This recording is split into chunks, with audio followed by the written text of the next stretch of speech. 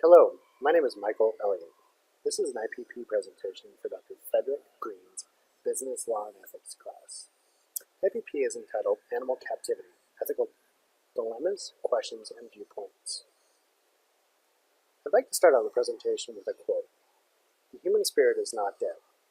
It lives on in secret. It has become to believe that compassion, in which all ethics must take root, can only attain its full breadth and depth if it embraces all living creatures. It does not limit itself to mankind. That was said by Albert Schweitzer, a Nobel Peace Prize winner, during his address, The Problem of Peace in the World Today. Animals in captivity is an issue that is widely debated. Proponents both for and against fight for the viewpoints with passion and with a depth of belief in their righteousness. No matter which side you are on, it is an issue that is mired in ethical complications. In this presentation, we will look at the history of animal captivity and the ethical arguments for and against the peace. Animals have been held in captivity for thousands of years. Historically, they were held to symbolize the power of those that captured them. In the 18th and 19th centuries, animal collections known as royal menageries, typically held and viewed only by the elite and royal families, began turning into zoos and allowing the public to view the animals.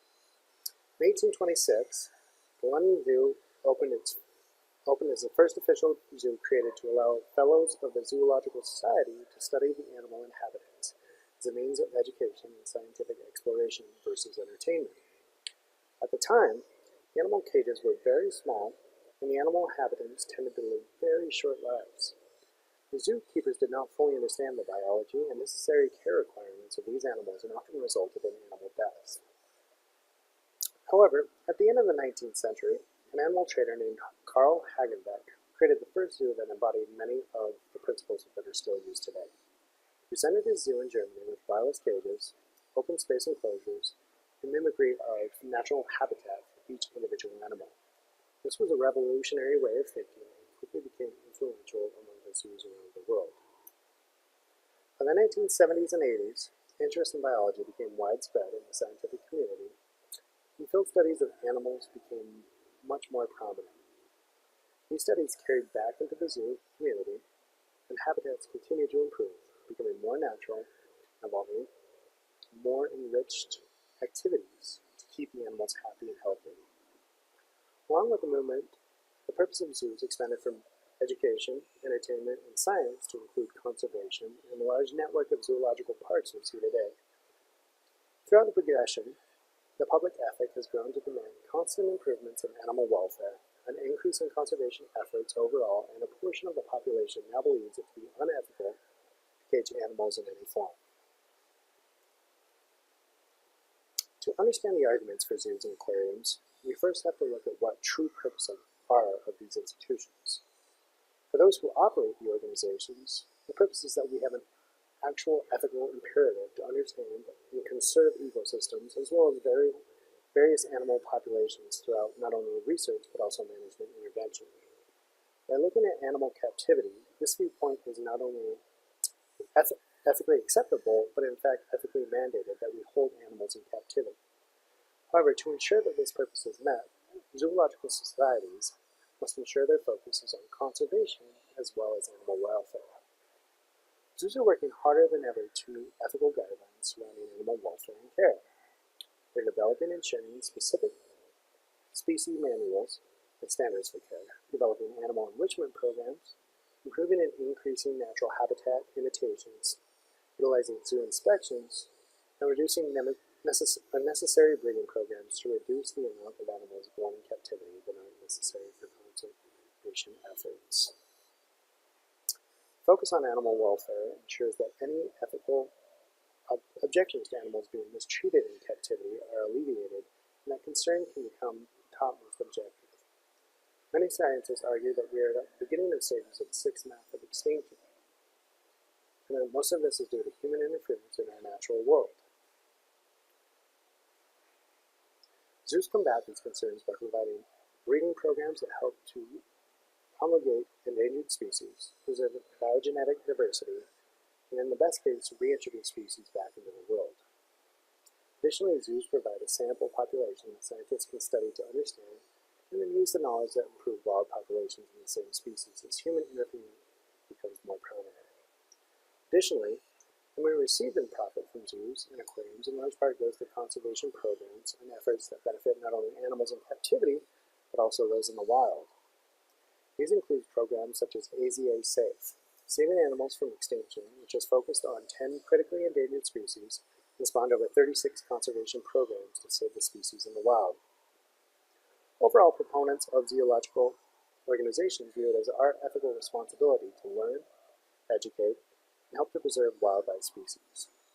They believe that as we as a human species have interfered with the natural ecosystem to an extent that we are ethically bound to put in efforts to save species that are endangered, and that educating the general public surrounding these issues gives to the greater cause of wildlife conservation. But is that true? Is that enough of an ethical reason to assert our power as a species and hold other living creatures in captivity? Many believe not. On the other side of the spectrum, there is a large component of people who believe that this is entirely unethical to cage animals for any purpose, and that the implications of this practice, as well as the animal welfare issues raised in the process, outweigh any benefit that come from captivity. PETA, also known as People for Ethical Treatment of Animals, is one such organization that fights strongly against any form of animal captivity. PETA argues that animals are living, sentient beings with the same complex emotional structure and societal dynamics that we have as humans. The argument is that animals interact, learn, and think in a different way than humans, but that difference does not equate to stupid. Another argument often presented is that we are not able to adequately monitor and regulate all locations that hold animals. By leaving this as a legal function of society, we're actually harming and endangering animals that are held in substandard conditions. Is the good we receive from the legitimate zoological organizations with the fact that we open the door to other animals living in poor conditions? Many believe that we do not have that right as a society. Another factor to be considered, even with organizations that follow all possible regulations, is that we are caging intelligent creatures.